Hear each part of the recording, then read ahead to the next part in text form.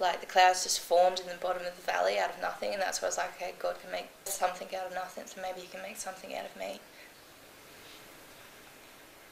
The pain still is so hard to describe because I can't think of anything that's exactly like it, and it's just burning, just intense burning. And so once I've gotten burnt in the sun, every time I step into the sun, it's like I can actually feel the sun directly burning me, like as if I was holding my hand over a hot kettle boiling or something like that, and you would take it away, and that's where, like, in the sun I feel that, and I'm like, I've got to get out of it, otherwise it's just going to get worse.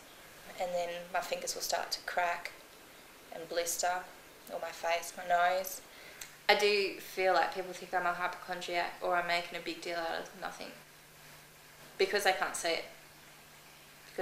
it. And because it's so unusual, it doesn't make sense to them. That was the court where they made me go out and play in the sun that time when I had the relief teacher. I remember asking if I could sit in the shade on the awnings, and they wanted me to play out there on the main court because they didn't believe me that I couldn't go in the sun. But that was just that one teacher, relief teacher.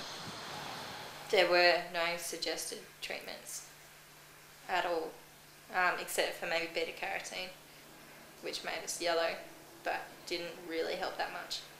Nothing helps. It helps prevent us getting sunburnt. Yeah. This is where I used to sit from the age of probably about 8 through till I was about 12, 13. I'd sit here and watch everyone else play out on the oval. Yeah, I'd say this is some of the biggest part of my life with EPP, was sitting in the shade watching sports during school time.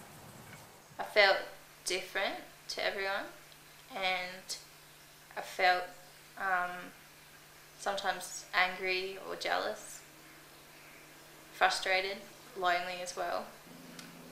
It's only now that I realise how much of an impact that had on me. And if I was to think about a young kid sitting on the side, like if it was someone else sitting on the sidelines for as long as I did and often as I did, of course it would have a negative impact on them to miss out on just normal things.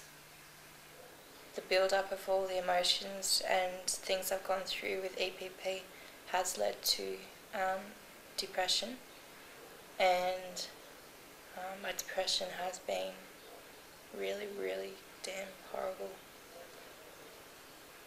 When I was in year 9 at school, I remember getting so depressed going out to a cliff out the back of the school and just wanting to end it then. And that's actually where my Christianity became important to me.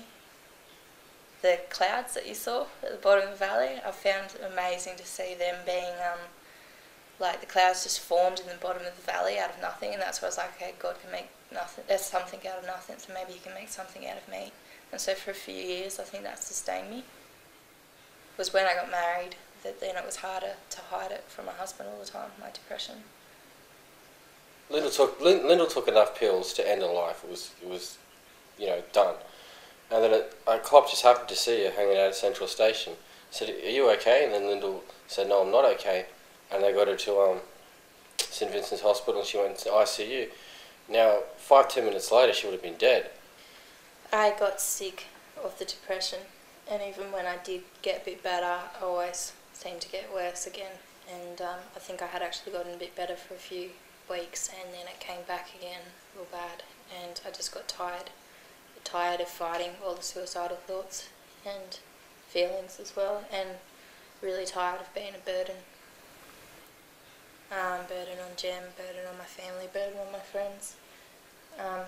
That's part of the whole thing. I always felt like I was too much trouble for people. You're constantly trying to change the way you feel, and I think that's definitely related to EPP, because that's something you had to live with for years, and it's something you had to grapple with. And I think if you didn't have EPP, you wouldn't have depression. You wouldn't have had depression. If you didn't have EPP, you wouldn't have had depression. And it's that simple. I find it hard to even imagine what it would be like to live a normal life.